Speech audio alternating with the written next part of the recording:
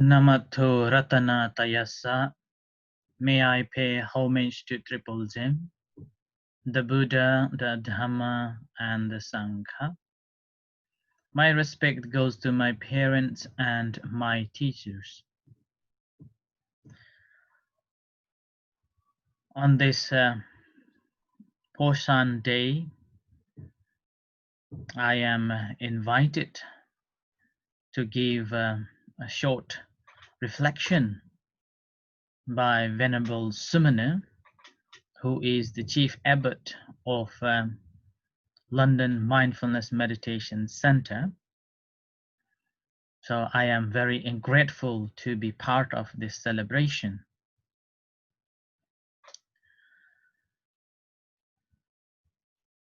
This is Ajahn Sujan from Varapunya Meditation Center in Aberdeen, Scotland.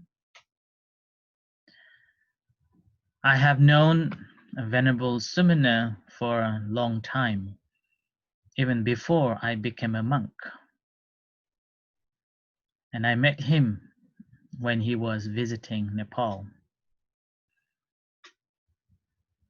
And recently he also sent me a picture that I never thought that picture exists. That picture when I was a young man and the Venerable Sumana was visiting Nepal. It was so nice to see that picture. And over the period of a time, we occasionally meet each other in different time, different places. And somehow when I moved to England in 2005, I became very close to Venerable Sumana, and I ask or request for help almost all the matters. So, and now he has established this meditation center in London, hoping to facilitate and also establishing a proper center, a Buddhist center, which is very rejoicing and appreciating, and also I hope and wish him for the success. Even when I established this meditation center in Aberdeen, he has been very helpful and helping me different ways to establish and advising me on official matters and on other events. So I'm very glad to have him and his support throughout the time. So today I am invited to give a short reflection and my thoughts to you all who are observing the Poson Poya Day. I believe that Poson Poya Day is one of the great days in Sri Lankan history. Little did I know in the past that this Poya Day or the Purnima or the full moon is so important until I was invited by Venerable Sumana to give a talk, and I just glanced the history. And I realized that it's a really, really important day in Sri Lankan history. The day when the Arhat Mahinda from India visited Sri Lanka to spread Buddhism. And after that, Sri Lanka became a Buddhist country. So on the basis of that, when Venerable Sumane asked me that what topic have I prepared or have I got in my mind. So I thought that I will speak on Dhammaduta, the messenger of the Dhamma. Duta means messenger, and this messenger and the Dhamma, Buddha's teachings, the Dhamma. So before going into the Dhammaduta, I would like to give you a background, a little bit of a background about it. The Buddha was born in Nepal, in Lumbini, now over 2,600 years ago. And he left the palace at the age of 29, which everyone knows, and spent about 6 years exploring, studying different methods of liberation, different theories, different philosophies. And later he realized that those methods of practice or philosophies are not leading to the liberation. So he went on practicing by himself.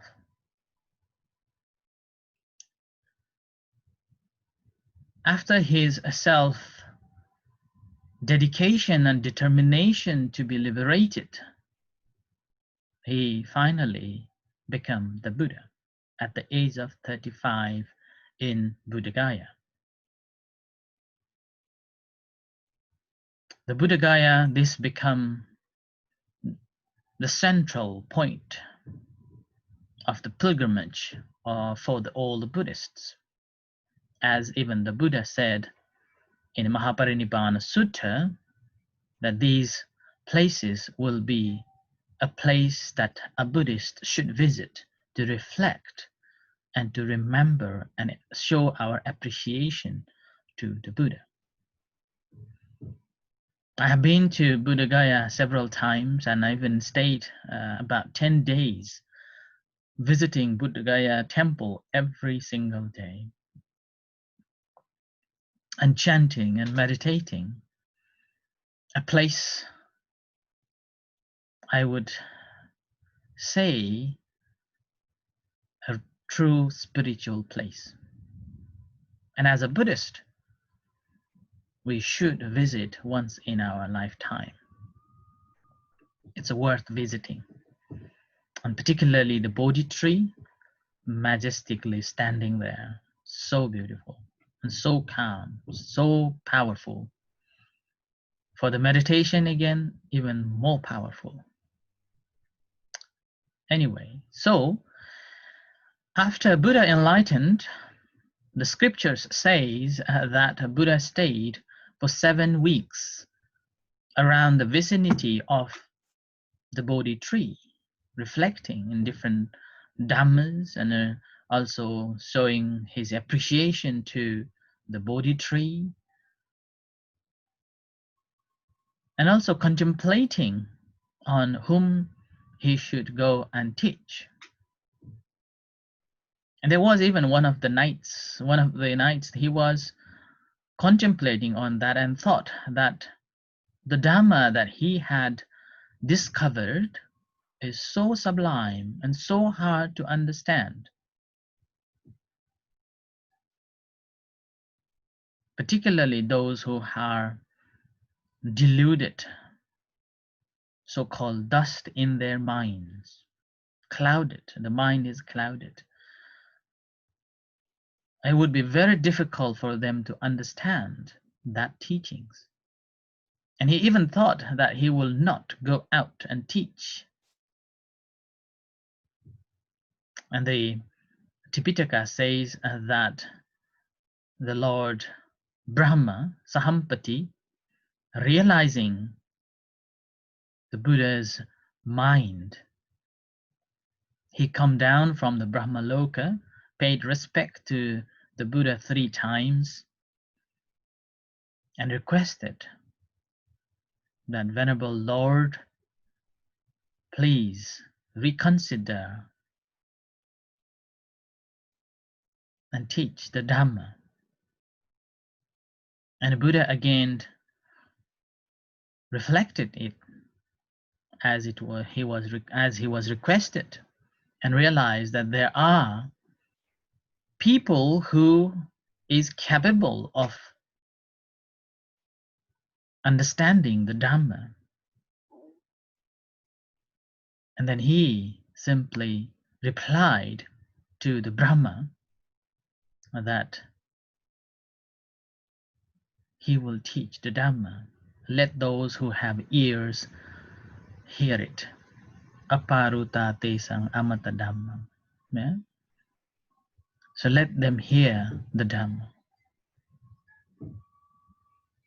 And that is the beginning of his compassion, to let everyone knows the way out from these sufferings. And through there, Buddha went to give a talk, a first sermon to the 5 ascetics. When 5 ascetics were previously helping the Buddha while he was practicing for the becoming the Buddha, and because of their preconcept they had that one should not eat and pursue the practice properly. But Buddha ate, having understood the path was not the right path. So he ate, and after the Buddha had eaten some food, these 5 ascetics left him, saying that the Buddha had given up his practice. But Buddha didn't stop, despite his fellow friends left him in the forest alone. And with that, he became the Buddha. So after he became the Buddha, he went to see these 5 friends, old friends, in Isipatana Mirgadayavana, the forest in Varanasi.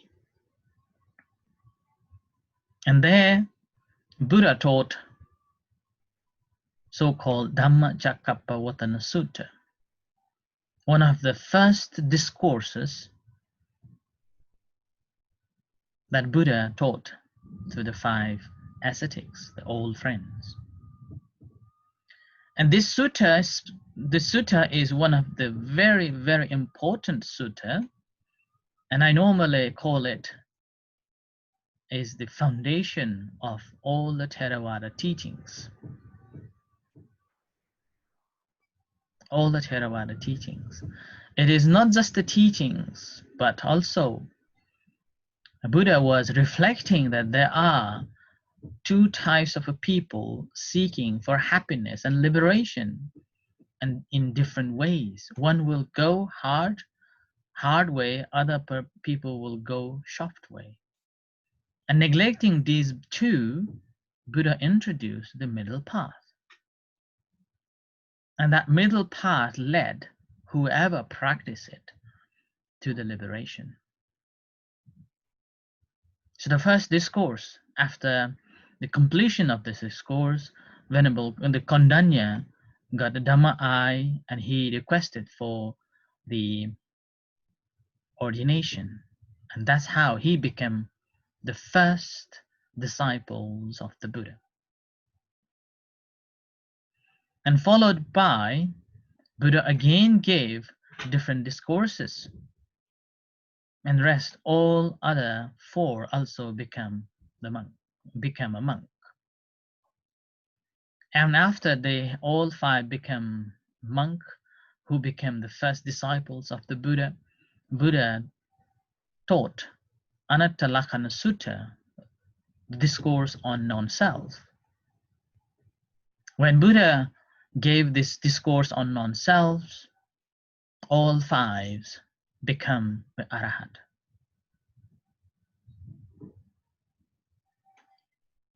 that same year, the Buddha also got other disciples led by Prince the Yesakulaputta,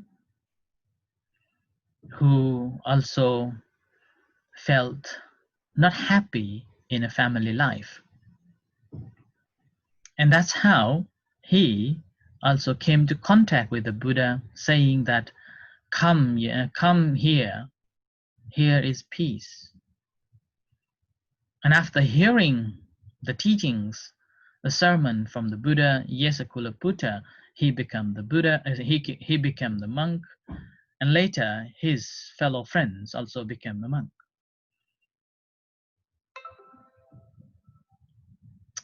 And the scripture says that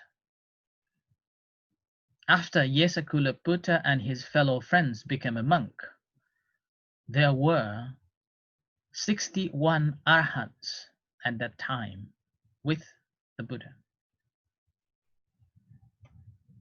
And after having these 60 disciples, those who are fully accomplished, after hearing the Buddha, Buddha told them to go and spread the teachings by saying that I am fully accomplished, so you are free from greed, hatred, and delusion. You are also enlightened.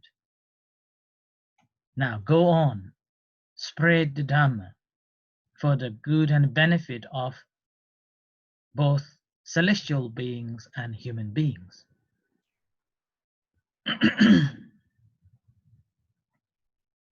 In Pali it says, Charata Bhikkhave Charikang Bahujana Hitaya Bahujana Sukhaya Lokanukampaya. Go forth, monks, for the benefit and happiness of celestial beings and human beings, with the compassion to the world. And that was the first missionary religious mission summoned by the Buddha. In a religious history, when we read, we find that Buddha is the first person in a religious history to send missionary monks.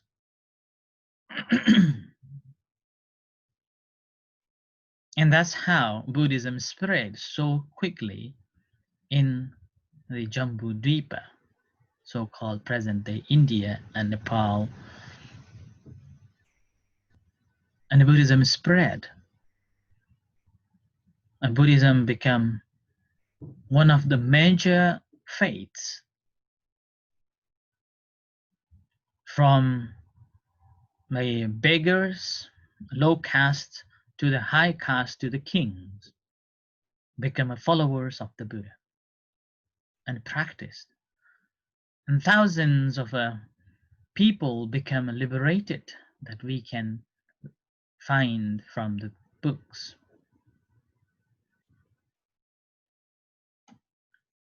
And over the period of this time, after Buddha passed away, Buddha's disciples, the venerable monks, decided to compile the teachings. And that's how it become the Tipitaka, through the councils. So there was a council at the after Buddha passed, Buddha's parinibbana, the cremation, 3 months later. I recited all these Buddha's teachings and compiled, and later on, 100 years later, there was another council took place to purify or compile it once again. And then later, about 300 years later, King Asoka the Great held or sponsored another third Buddhist council. And in this council,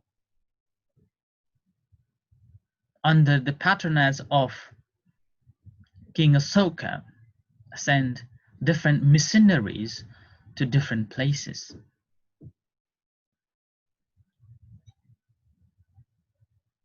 And among those missionary monks, the missionary monks went to Sri Lanka, Siam, and even to Nepal, called Himawanta Pradesh. So we have basically the same time of Buddhism in Sri Lanka and in Nepal and even in Thailand, Burma, Cambodia time. Although we do have a legends saying that even the Buddha visited these places, or even the previous Buddhas visited these places. Like in Sri Lanka also, there is a belief that pre-Adi Buddhas visited Sri Lanka. And a Buddha also, Buddha Sakyamuni also visited a couple of times, I think 3 times. And in Nepal, obviously, we have a belief and legends of a Buddha visited previous Buddha's existence, and as well as present Sakyamuni Buddha visited. So in Thailand, in Myanmar as well, a Buddha visited there, but these visits may not be a historical facts in Sri Lanka or in Myanmar or in Burma, in Thailand. But this King Asoka's missionary or a mission to these places historically recorded. And that is the essential fact and historical evidence. And this historical evidence also is the foundation for the spread of Buddhism and around the country, and as well as that missionary, the mission that King Asoka sent, preserved Buddhism. If the King Asoka didn't send the mission, these missionary monks to other places, by now Buddhism is already wiped out by the Muslim Turk invasion in India later, and then followed by the other suppressions. So we are very fortunate to have the Emperor King Asoka and his support to Buddhism, and with that support he sent the second missionary monks after the Buddha to spread Buddhism not only in one continent but other parts of the country, other parts of the continents. And one of the mission went to Sri Lanka that we believe it happens on today over 2,000 years ago, when the Mahinda king, the prince who became the monk and later believed that he also attained the Arhat, went to Sri Lanka to spread Buddhism. And that's how in Sri Lanka got Buddhism established. When I was reading and watching before I give this talk, I had a glance on this history of a Poson Poya, and it says that the king Devanampiya was hunting in the forest. At that time, Mahinda, King Arhat Mahinda, has already arrived in Sri Lanka and standing on one of the rocks. That's now become Mahintale. And Arhat Mahinda called King Devanampiya with his name, Tissa. And the king was so surprised to hear his name. No one would dare to call the king's name. And that's how he come to contact with Mahinda, Arhat Mahinda, and Arhat Mahinda taught so-called the Chulahatti Sutta, which is from the Majjhima Nikaya 27. And that's how I believe Sri Lankan history changed.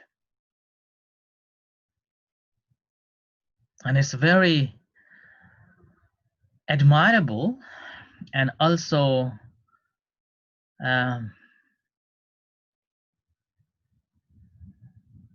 we should remember that all Sri Lankan Buddhists have led so many leadership to spread and to establish Buddhism around the world from the past and even this 20th century. In 2005, I had an opportunity to visit Sri Lanka for the first time. I remember when I was studying in Thailand, my master's degree on Buddhism, we had 3 Sri Lankan monks in my class. And among these Sri Lankan monks, all 3 were so well versed in the suttas. Whenever we had discussions in a classroom regarding the suttas or regarding the Buddhist teachings, all 3 would argue or with presenting the suttas from this and that. This sutta says so, this sutta says so, says that, like that. And that really inspired me. And even I had a thought that I would like to go to study in Sri Lanka. But never it happened. After the completion of a master's, straight away, my destiny took the UK. So in 2005, early 2005, I came to UK.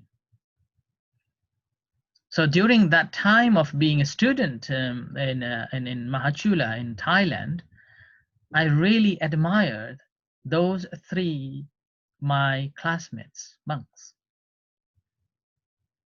And 2 of them are still very well-known scholars now, particularly Venerable Piyaratna, Dr. Piyaratna. After a master's, he also continued PhD in the same university, and later he became a lecturer.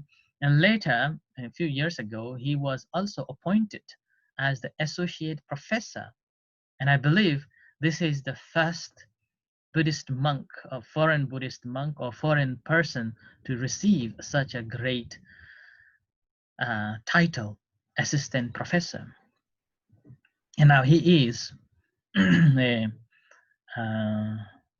dean of a Buddhist faculty, and I do sometimes speak with him. So ever since, I was always wanted to visit Sri Lanka, but never happened. And that visit, again, was thinking to go and study, but never happened. But however, in 2005, later 2005, I had an opportunity to visit Sri Lanka for 10 days in a group, where I had a chance to visit some of or many of these important places related to the historical facts. Anuradhapura, Polonnaruwa, Galavihara, these places, and Temple of Tooth, and Bodhi tree, Sri Mahabodhi tree. And I still remember when I visited this Sri Mahabodhi tree, I was so touched. I remember I was standing at the stairs, the white stairs that take you to the top, the ground of where the Bodhi tree. I just stand up there and watching the Bodhi tree. I was so calm, and I was so connected. I felt so happy, and I still feel the tears were just dropping from my eyes, the tear of joy. And that picture is still with me in my head. Such a wonderful moment, feeling that connection. I felt though that I was standing next to the Buddha. And we had a chance to visit to temple, and it was organized specially to visit our group. And also I had a chance to visit the president at that time was Rajapaksa, and he invited all of us for a lunch in his residence. So it was quite a wonderful time, although it was a short visit, but worthwhile, and learned a lot. And I also saw that so many Sri Lankan people wearing a white and staying in a temple during the Posan, during the full moon days. And so you are also celebrating the full moon, today's full moon, a very special full moon, the Posan, the day when the Arhat Mahinda arrived in Sri Lanka and transformed the old culture and gave this wonderful Dhamma to you all.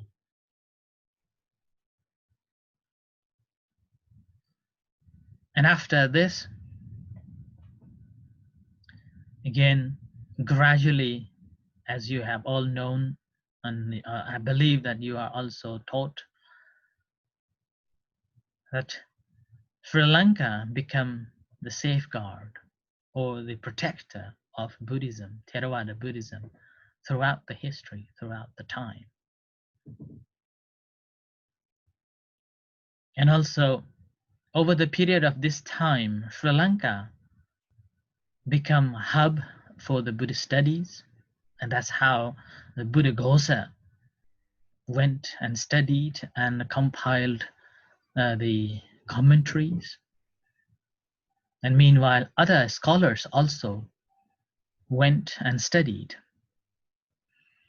And not only the foreigners visited Sri Lanka for the Buddhist studies, but also Sri Lankan Buddhist monks as well as lay people contributed for the establishment of Buddhism in different places.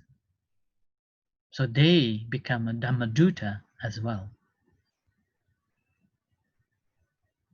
In this 20th century, there's so many countries were influenced or are influenced and also established Buddhist centers solely because the contribution that Sri Lanka had done.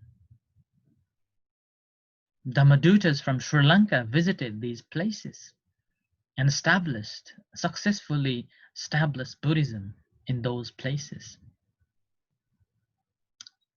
Nepal, the place where the Buddha was born, one of them. So Nepal originally influenced by Buddhism during the Buddha's time and even after the Buddha's time. King Asoka, as I said, also sent a missionary monk to Nepal, so-called Himavanta Padesha, and Majjhima Thera was the leader of that group, as Mahinda was a leader to go to Sri Lanka and establish Buddhism in Nepal. But somehow, because of the political pressure, political suppression, Buddhism completely suppressed, or in a way, destroyed. And it became more harder. Buddhist practices become even more harder, not only practices, all the scriptures and even the religious practices were banned at that time.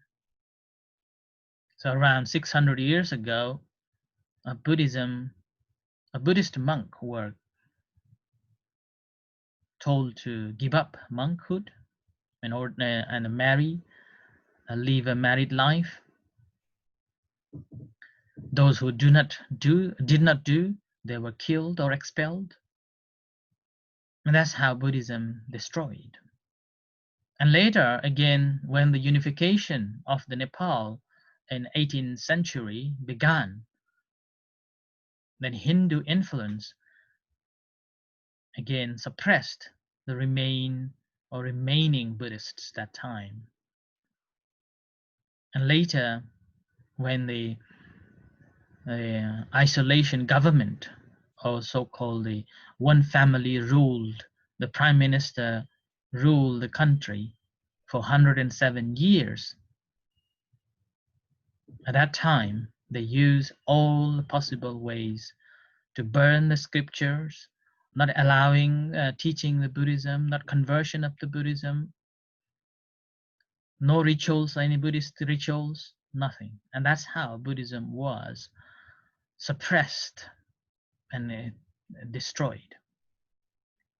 But somehow 1930s, Theravada Buddhism again revived, slowly revived. And gradually, Nepalese ordained into Theravada Buddhism returned to Nepal, but they were expelled after so many times. So they had to go India. And there was a time when the Theravadan monks were expelled from Nepal.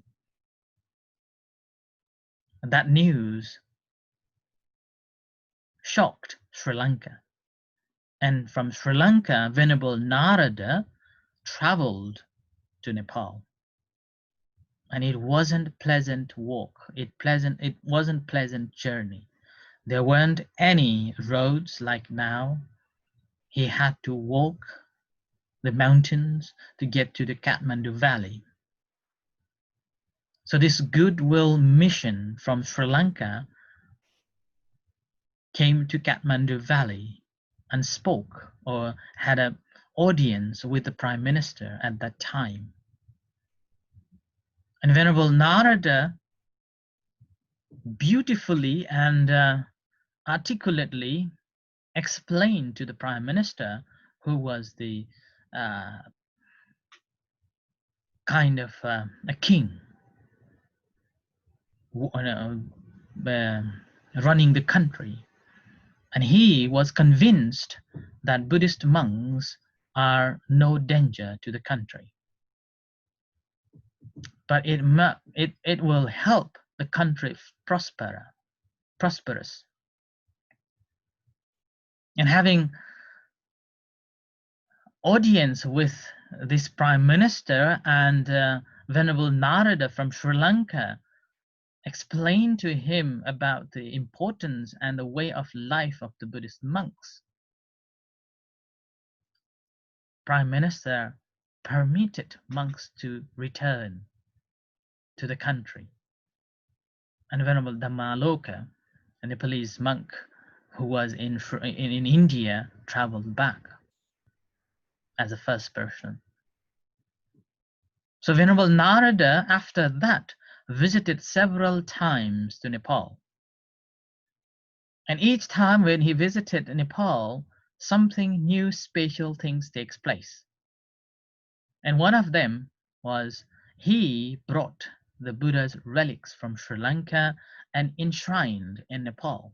And that's become one of the first Sri Lankan chaitya established in Nepal with the Buddha's relics. And after that, every year,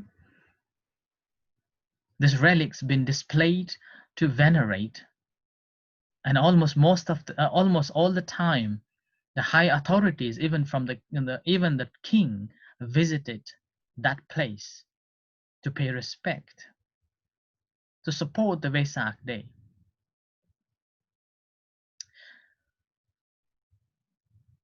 And after that again, under the leadership of his guidance and advice, Mahaparita introduced in Nepal. So Mahaparita became part of Buddhist activities in Nepal, and it has been very successful in terms of introducing a new culture to Nepal, and that culture came from Sri Lanka. So this Sri Lankan culture introduced to Nepal, this Mahaparita, and it's widely accepted and widely practiced. I remember my teacher, Sudarshan, Venerable Sudarshan, used to keep all the records of how many times and who had organized this Mahaparita ceremony. And it was started from the king's palace. And later on, it's become normal. And all Buddhists, whoever would like to organize, it's become a wider audience. And it's become a part of Theravada Buddhism in Nepal. And I also found not only Venerable Narada, who contributed as a Duta, Dhammaduta, to establish Buddhism and revival of Theravada Buddhism in Nepal. There are other distinguished Venerable monks from Sri Lanka visited and contributed a lot. As a Piyadasi Bhante also visited so many times and stayed quite a long time. And not only that, Sri Lankan monks, those who have visited Nepal, significantly helped Nepal to educate and train Nepalese monks in Sri Lanka. Venerable Narada wholeheartedly supported and took so many Nepalese boys to study in Sri Lanka, and not only boys, also nuns. And later other monks also took and give good trainings. And one of even nowadays is still happening such things that continued from that day until now. And Venerable Sumana is one of them. So one of the products from having an opportunity to visit Sri Lanka and studied. And Venerable Sorata has been very kind and supporting to all the Nepalese monks too.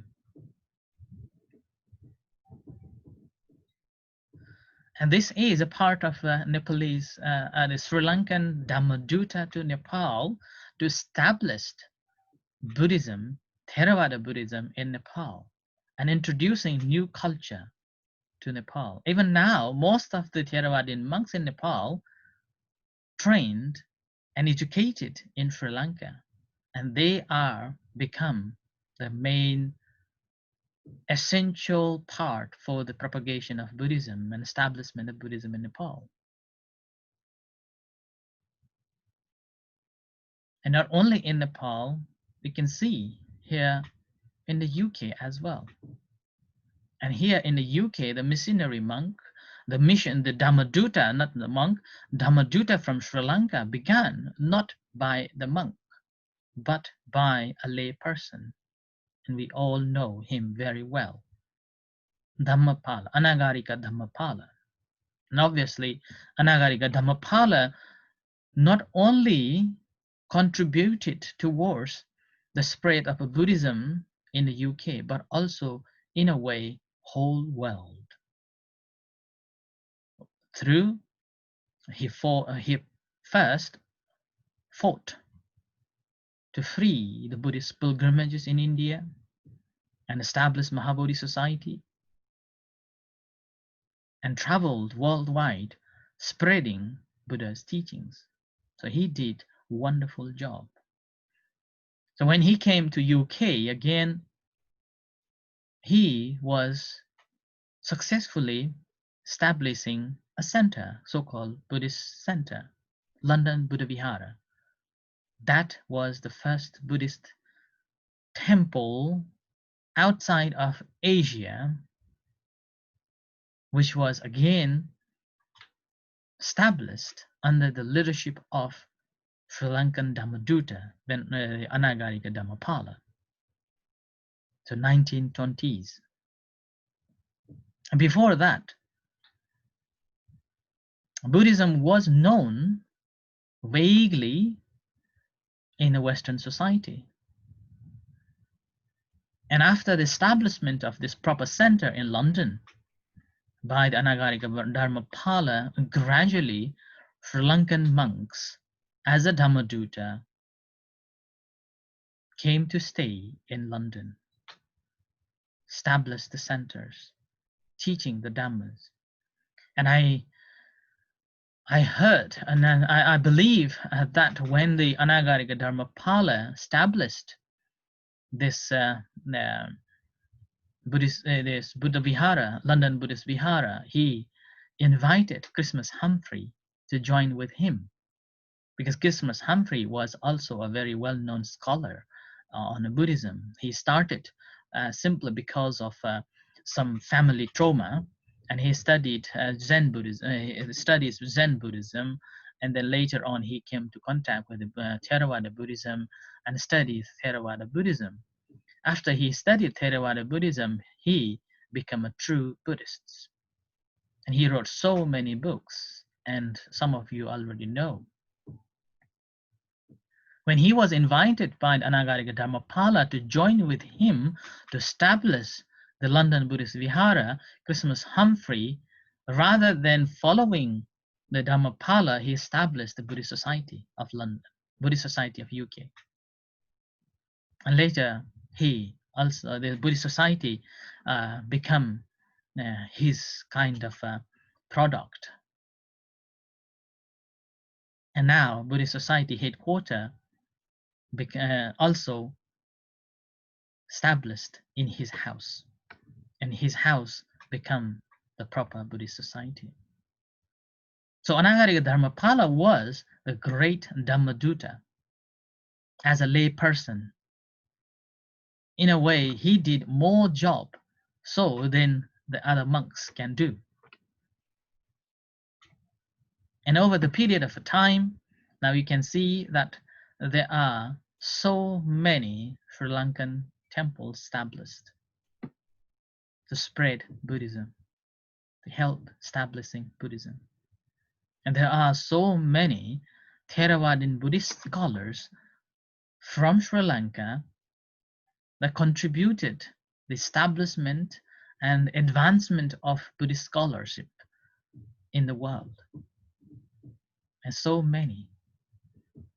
And among them, again, there is one man who we should think, one who had done a great Dhammaduta work, was Malalasekara,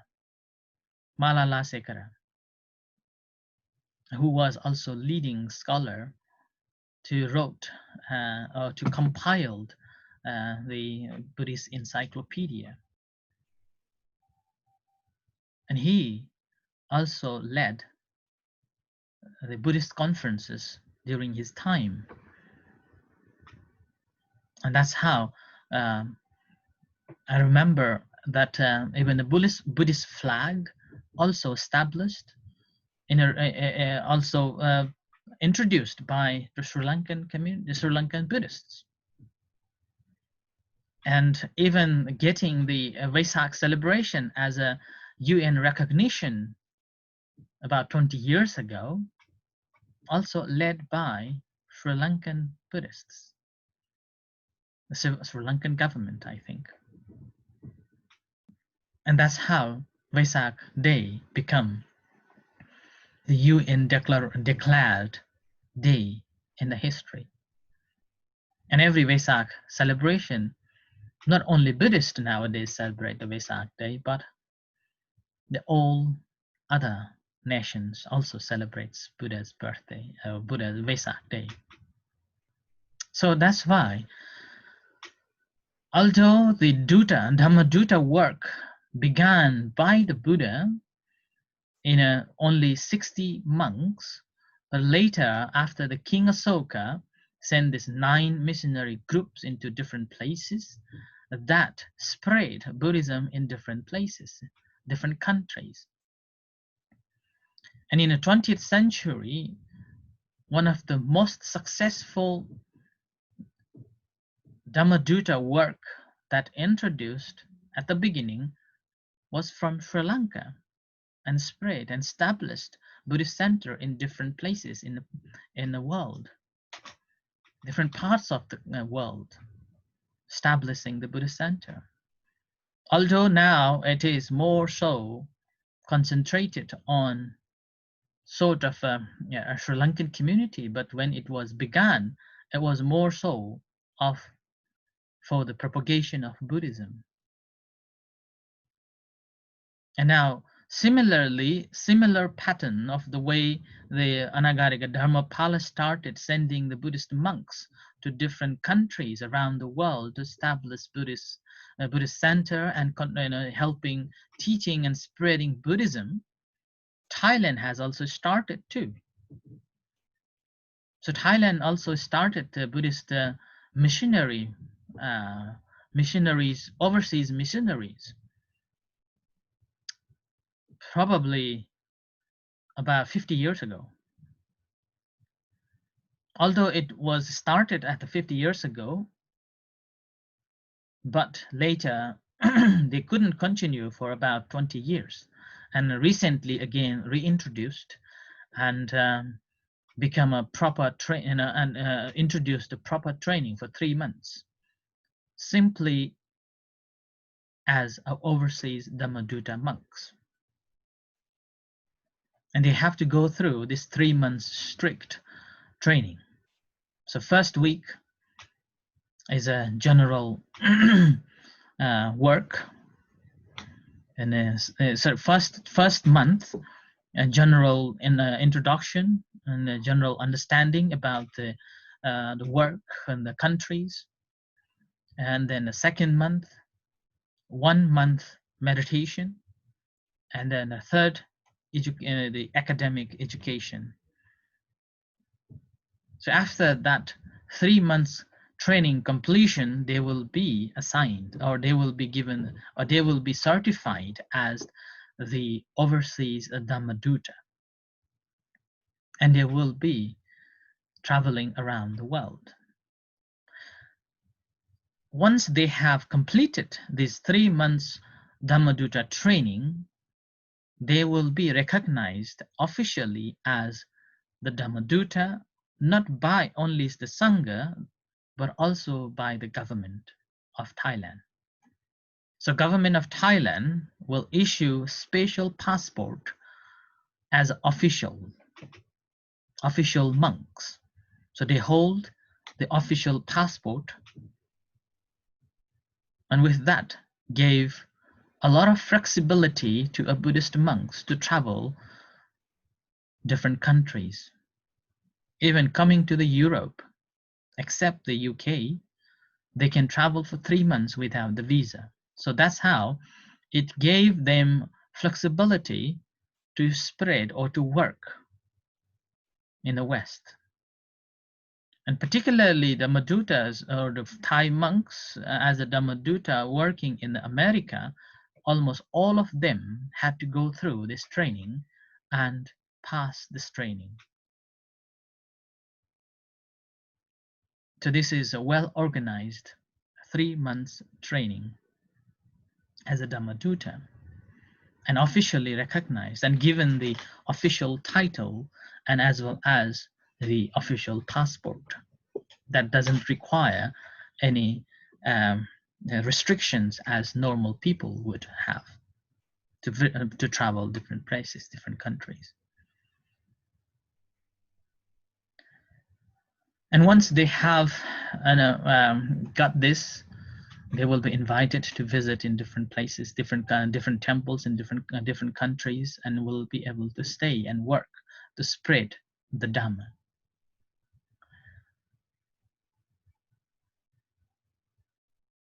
And here also in Scotland, If I remember, one of the first Buddhist center established was by the Sri Lankan monk Bhante Rewata, Glasgow Buddhist Vihara. I think it's 2001. And later, Thai Buddhist Center established. And that's how the Buddhist Center established in Scotland. And our center, the Varapunya Meditation Center, also established end of 2012, and officially got recognition in 2013, summer 2013. And ever since, our major work is to promote meditation, practice of meditation, and facilitate whoever would like to learn meditation. And I, as the chief or the main person here at the center, I always tell everyone that I'm not here to teach, but I'm here to share. And we all here to learn. We all teach each other.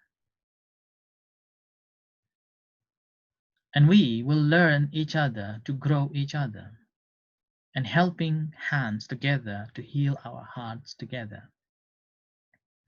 And that's how we organize the events in a very simple, in a peaceful, which is the way that the center is leading. And this again, I reflect on that the Buddha said that there are two types of worship. The first type is worshiping by presenting material things, like flowers, water, fruits, and other items. And the second is patipatti puja, means practicing in accordance with what Buddha taught. And Buddha praised worshipping the Buddha by practicing as he taught. So now today, you're all, although you cannot visit temple and center to practice, to observe the Sila on this Posan important day, with the leadership of Venerable Sumana, you have practiced or you have observed the 8 precepts at your home and decided to practice this day at home, wearing a white cloth, observing the 8 precepts and listening to Dhammas and practicing the teachings. So this way is the real way of worshipping the Buddha. It's called Patipatti Puja. And at the end of the day, you can, with your head up, can say that Dhammanu Dhamma Patipattiya Buddhang Pujemi. I pay respect to the Buddha with this practice.